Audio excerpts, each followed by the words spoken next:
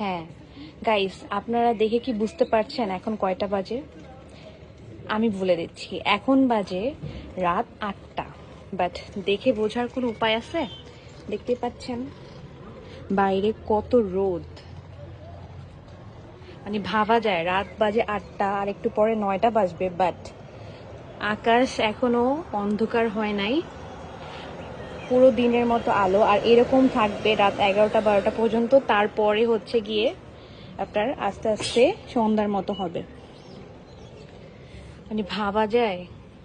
তবে এই সামার টাইমে এইটাই হচ্ছে সুবিধা, সবাই এই টাইমে সবাই ভ্যাকেশনে যায় ঘুরতে, সুবিধা কারণ তাড়াতাড়ি রাত হয় না। সো ইউরোপের এটাই মজা, রাত তাড়াতাড়ি হয় না, অনেকক্ষণ পর্যন্ত আলো থাকে, যে কারণে ভ্যাকেশনে ঘুরতে টুরতে গেলে অনেক সুন্দরভাবে ঘোরা যায়, এনজয় করা যায়।